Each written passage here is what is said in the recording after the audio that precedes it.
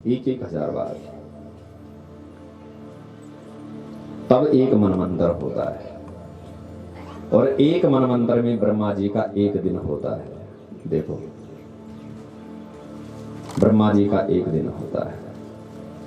लगभग 72 चतुर्युगी जब बीत जाते हैं तब ब्रह्मा जी का एक दिन होता है। महाराज, भगवान प्रत्येक मनवंतर में अवतार लेते हैं। सुखदेव जी कह रहे हैं, राजा परीक्षित, एक बार तो भगवान ने गजेंद्र पर कृपा करी, हरि अवतार लेकर के। भागवत में 8वें स्कंद में प्रथम अध्याय में बड़ी सुंदर कथा है। सुखदेव जी ने इसको बहुत बढ़िया सजाया है। हाथी हथनियों के झुंड में मंदांत होकर के समुद्र स्नान करने के लिए जल कीड़ा करता है। उसी समुद्र में एक मगर छुपा बैठा है। तो हाथी जब हथनियों के साथ जल कीड़ा कर रहा था तो समुद्र का जल मैला होने लगा। मगर ने हाथी का पांव पकड़ लिया तो हाथी ने पहले अनसुनी कर दी, अरे ये छोटा सा जीव मेरा क्या बिगाड़ पाएगा। जब हाथी ने अपना बल पराक्रम लगाया और पांव को छुड़ा नहीं पाया तो हाथी को लगा कि ओहो, जिसको मैं छोटा सा जीव समझ रहा था ये तो कोई विशाल बल वाला है। अपने परिवारों की मदद मांगी हाथी ने, सारे परिवार ने मदद की हाथी की खींचने में, लेकिन हाथी को बचा नहीं पाए। जब सूर्यास्त हो गया महाराज तो सारे परिवार वाले जाने लगे। हाथी ने कहा, ए देवियों, तुम मुझे छोड़ करके कहां जा रही हो? मैं काल के गाल में जा रहा हूं और तुम मुझे छोड़ के जा रही हो। हथनियों ने कहा, तुमको तो मरना ही है और सारा परिवार तुम्हारे पीछे भूखों थोड़ी मरेगा। ये है महाराज, हम भी प्रतिष्ठा की नाक तो हमने बहुत बड़ी लगा दी, हाथी की तरह। तो जब हाथी को अभिमान था कि मुझ जैसा बलशाली कोई, लेकिन विचारों की जो हमारी सोच है बड़ी घटिया है।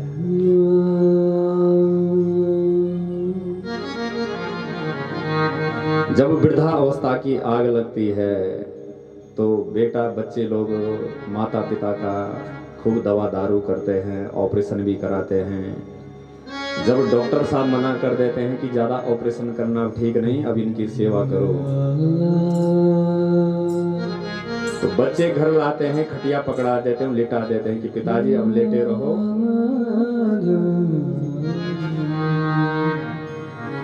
और भगवान से प्रार्थना करते हैं कि हे गोविंद, या तो इस पार हो या उस पार हो। ये हमारी ही कथा है। तो हाथी ने जब देखा, हे राम, जीवन भर मैंने जिनके लिए कमाया है और आज जब मुझ पे संकट आया है तो मुझे छोड़ करके जा रहे हैं। आज पता लगा कि संसार के सारे नाते ये सब मिथ्या हैं। तो हाथी ने प्रभु की स्तुति करी।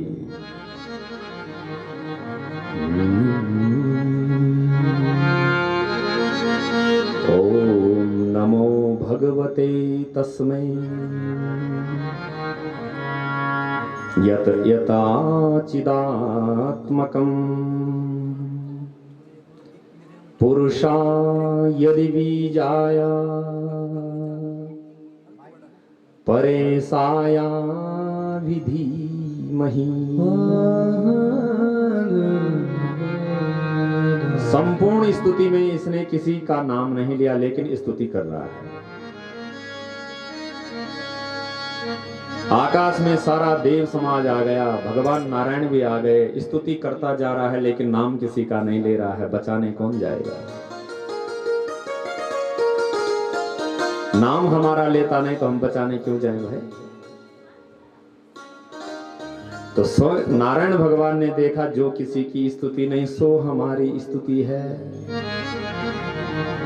सुदर्शन चक्र लेकर के नारायण भगवान हाथी को बचाने दौड़ पड़े।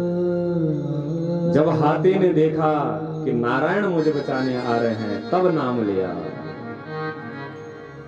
ओम स्वंता सरयूषा बलेन गृहीत आर्तो दृष्टा गरुतमती हरिं खम उपात चक्रम उच्छिप्य सांबुज कर गिरिमाह कृच्छा नारायणाखिल गुरो भगवान नमस्ते।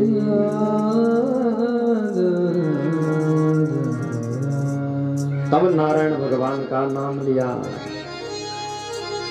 और अपने सूंड से एक कमल पुष्प तोड़ा और नारायण के चरणों में समर्पित कर दिया।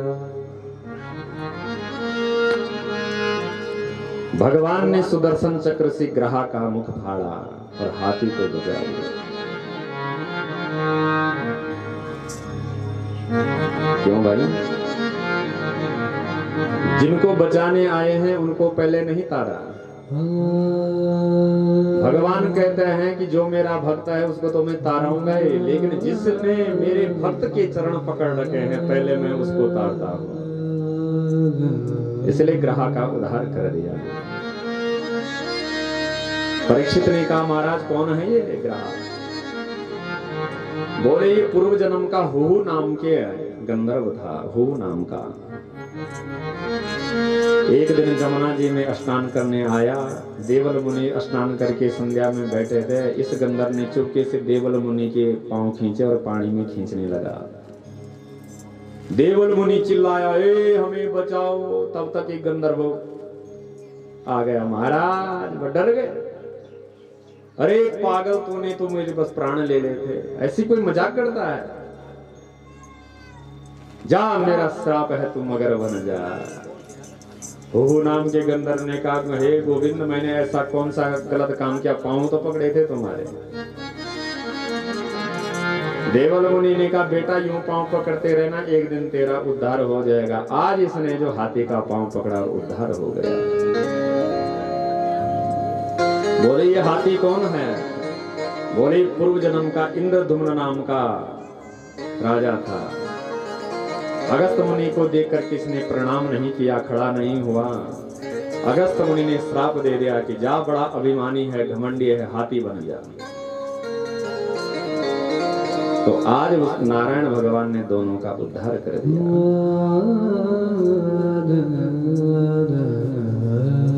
सुखदेव जी कहते हैं, परीक्षित, एक बार तो भगवान ने मोहिनी अवतार लिया। कथा बड़ी प्रसिद्ध है महाराज। एक बार जब देवताओं को श्राप लगा, दुर्वासा मुनि का श्राप कैसा लगा महाराज? बोले जब राजा इंद्र संतों की सभा में आए तो दुर्वासा मुनि ने अपनी गले की माला उतारी और राजा इंद्र को पहना दी। इंद्र महाराज को लगा हम कोई ऐसे वैसे थोड़ी हैं, हम तो देवताओं के राजा हैं। महात्मा जी ने अपनी पहनी पहनाई माला हमारे गले में डाल दी। इंद्र ने वो माला उठाई और हाथी के गले में डाल दी। हाथी ने भी सूंड से वो माला पकड़ और पांव के नीचे कुचल दी। दुर्वासा जी को आ गया क्रोध। अच्छा, बड़ा अभिमानी मालूम पड़ता है। दुर्वासा जी ने इंद्र को श्राप दे दिया, ए इंद्र, जा, मेरा श्राप है, तू श्रीहीन हो जा। जो दुर्वासा का श्राप लगा, देवता लोग सब श्रीहीन हो गए। यदा दुर्वासम शापम सेन्द्रालोका त्रशो नृपः। शुक्राचार्य जी को पता लगा। शुक्राचार्य ने दैत्यों से कहा, दैत्यों कर दो आक्रमण, यही मौका है। दैत्यों ने देवताओं पे आक्रमण कर दिया। देवता लोग सब कंदराओं में छुप गए। भगवान नारायण से प्रार्थना करने लगे, हे गोविंद, अब तुम रक्षा करो। भगवान नारायण ने कहा, भाई देवताओं, एक उपाय करना पड़ेगा। बोले समुद्र मंथन करना पड़ेगा, समुद्र से अमृत निकलेगा, जब तुम अमृत पी लोगे तब तुम अमर हो जाओगे, तब रोज डंडे बजने वाले मरने वाला कोई नहीं। लेकिन समुद्र मंथन तुम अकेला नहीं कर पाओगे, दैत्यों का तुमको सहारा लेना पड़ेगा। तो देवता लोग दैत्यों के पास गए, भैया जी प्रणाम। दैत्यों ने कहा प्रणाम। देवताओं ने कहा तुम और हम एक ही बाप के बेटे, तुम्हारे पिता भी कश्यप, हमारे पिता भी कश्यप। दैत्यों ने कहा ये नाता आज क्यों दिखा रहे हैं? बोले भैया ऐसा है कि हम भाइयों में आपस में झगड़ा रोज होता है, आपस में करते हैं, मरते हैं, तो हम यूं करते हैं कि समुद्र मंथन करते हैं मिल करके, समुद्र से अमृत मिलेगा, अमृत को मिल बांट के पिएंगे, रोज डंडे बजने वाला मरने वाला कोई नहीं। चलो ये बात तो ठीक है। समुद्र मंथन के लिए देवता और दैत्य तैयार हो गए, मंदराचल पर्वत को उठा लाए मंथनी बनाने के लिए। गणेश जी को नहीं मनाया, गणेश जी ने विघ्न डाल दिया, और उस विघ्न को दूर करने के लिए भगवान ने कच्छप रूप धारण किया और मंदराचल को अपने पीठ में बिठा दिया। अब जब मंथन, तो रसिक का काम कौन करेगा? तो बासुकी नाग के पास गए, भैया बासुकी नाग प्रणाम। बोले हम समुद्र मंथन करते हैं और तुम रस्सी का काम कर दो। बासुकी नाग ने कहा वाह, ये पागल किसी और को बनाना, खींचातानी मेरी होगी, एक मुंह खींचेगा, एक पूंछ खींचेगा, दुर्दशा मेरी होगी और अमृत तुम पिएंगे, मुझे नहीं करना ऐसा उपकार। देवताओं ने कहा भैया बासुकी नाग, जब अमृत निकलेगा तो पहला हिस्सा तुझे दिया जाएगा। तो बासुकी नाग राजी हो गया, ते मन्यत्रम फल भागे ना बासुकीम। ठीक है भैया। अब भगवान नारायण ने देखा कि ओहो, जो बासुकी नाग के मुख की ओर लगेंगे उनकी तो हो गई दुर्दशा, और जो पूंछ पे लगेंगे वो रहेंगे फायदे में। दैत्यों की उल्टी मति होती है, इसका फायदा उठाना चाहिए। भगवान नारायण ने कहा सुनो भाई देवताओं, तुम हो श्रोत्रिय ब्रह्मनिष्ठ, तुम लग जाओ बासुकी नाग के मुख की तरफ, और दैत्यों को कहा ए दैत्यों लग जाओ पूंछ की तरफ। दैत्यों ने कहा वाह महाराज, गिरे खानदान के हम ही ठहरे, हम नहीं लगेंगे पूंछ की तरफ। तो भगवान ने कहा भैया तुम ही हो बड़े बाप के बेटा, लग जाओ मुख के तरफ। तो दैत्य लग गए मुख की तरफ, देवता लग गए पूंछ की तरफ। अब समुद्र मंथन होने लगा, तो भगवान बासुकी नाग के मुख से बिल्कुल काल कोट जहर निकलने लगा, दैत्यों का शरीर जलने लगा, काला पड़ने लग गया।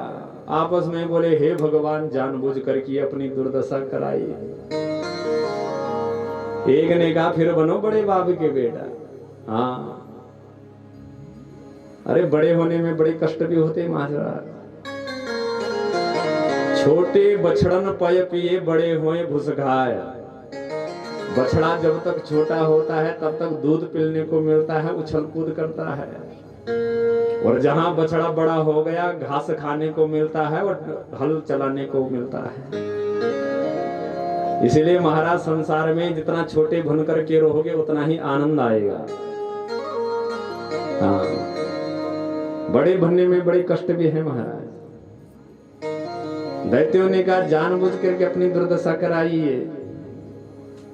तो जब समुद्र मंथन हुआ माताओं, सबसे पहले समुद्र से काल कूट विष निकला। काल कूट विष, जब विष निकला तो विष से सारा संसार जलने लगा। भगवान नारायण ने कहा इस विष को एक बर्तन में सब इकट्ठा कर लो और चलो भोलेनाथ की शरण में। सारा देव समाज विष को लेकर के भोलेनाथ के शरण में चले गए, लंबी चौड़ी दंडवत करने लगे। देव देव महादेव, भूतात्मान भूत भावना, त्राहि नाथ शरणं पन्ना त्रैलोके दहनापनम्।